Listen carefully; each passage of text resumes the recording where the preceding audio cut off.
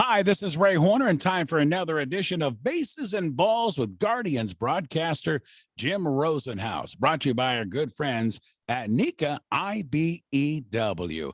Rosie, let's get right to it with the offense taking a little bit of a hit this week with injuries, and I thought maybe you could give us an update first on Josh Naylor, left with some back spasms, and then Oscar Gonzalez, the rookie outfielder who was playing so well, also left the lineup this week. What's the latest on these two? Well, I think Naylor Ray will be back on Friday to play against the Royals. It seemed like yesterday was just more of a precaution. Keep him out, then he gets extended rest to make sure that back is fully healed. And again, it was spasms, so that's a good thing. It wasn't like a muscle thing or anything like that. So I think we'll see him Friday against Kansas City.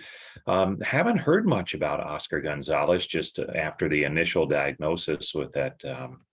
The side issue on the right side. And you always worry about that, if it's in that oblique type area. So hopefully he's okay, but no real report on when he'll start baseball activities again. And then that's that whole process. He'll probably have to go to AAA to get his swing going. So it may be a little bit for him. And you're right, that's a big loss. Which you would have never said that 2 months ago, but he really did make an impact in his first month in the major leagues. I was going to say that, Rosa. You and I talked a lot about Stephen Kwan at the beginning of the season, who's had a real solid rookie year. But this guy, Gonzalez, was brought up when we needed a little juice in that lineup. And offensively, defensively, he has been everything for us. He's been terrific. Yeah, he really has. And maybe defense is the surprise. I mean, he's had his moments where it hasn't gone well, but for the most part, he's been pretty good and has shown a real good arm. He's had some outfield assists and things like that. So that's been good. And he gives,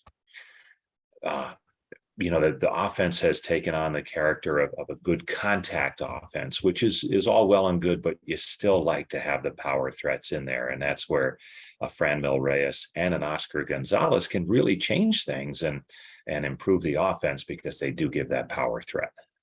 We're talking with Jim Rosenhaus, Bases and Balls, Guardians broadcaster. Rosie, in Detroit, it wasn't a good 4 games, maybe a little sloppy on kind of all aspects, I thought, of the team. But this is also a team that has played a rigorous schedule in the last couple of weeks. I mean, it doesn't get any rougher than what we've been through in the last 10 days.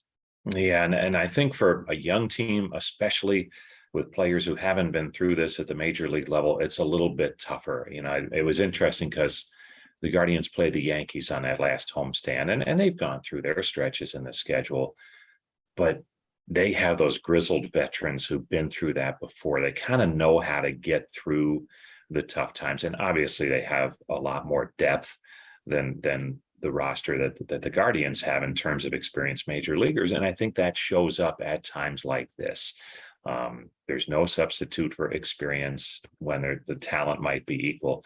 And, I think in this case, you still have major leaguers trying to find their way. And, oh, by the way, go out and play 18 games in 16 days with 3 day-night double headers in a week's time. And I know some fans probably roll their eyes at that and say, it's baseball. But I think there's the physical aspect to it, but also, look, hitting, it's so much focus and concentration, and your mind has to be sharp. And whatever job you may have, when you work a lot of hours, sometimes you're not as sharp as you'd like to be. So I think that probably was the case the last couple of days in Detroit, and I think it showed on the field. Rosie, let's talk a little bit about the trade deadline. That's only a couple of weeks ago, and you and I mentioned last couple of weeks during this show that, hey, the Guardians look like they can win this division. And with that being said, even though the struggles this past week in Detroit, with the pitching staff we have and the timely hitting, we are there. When you look at this team at the trade deadline, I mean, what would you think that maybe Chris and Mike Chernoff might be looking to add, if anything at all, because we do have a plethora of good young talent? Yeah, it's going to be fascinating, Ray, because they do have some trade chips in the minor leagues that they'd be willing to part with for the right player back. And I think we've seen, especially in recent years, they don't just want that 2-month rental. They would want someone back for not only this year, but the coming seasons as well. What that is, look, any area of the team could use improvement. I think that's readily apparent. They could use another bullpen arm or two. Ray, they could use a veteran starting pitcher.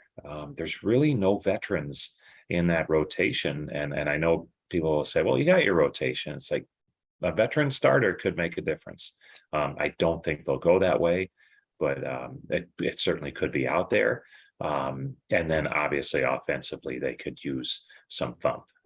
Where that comes from, what they're willing to give up, that'll be the fascinating thing to watch, because I think they'll try and improve the team not only for this year, but also looking at the year ahead. Because remember, going into this season, they said, look, we want to win games and be a postseason contender, but we want to find out about our young players too. And we're going to go young and find out about some guys. And I think that will continue, maybe with even a different group coming up from the minor leagues at certain points in time this season. There's still a lot of players at AAA now who I think they want to find out about at some point in time while still winning. And sometimes it's hard to do both, but they've kind of done it so far this season. So I think that will continue.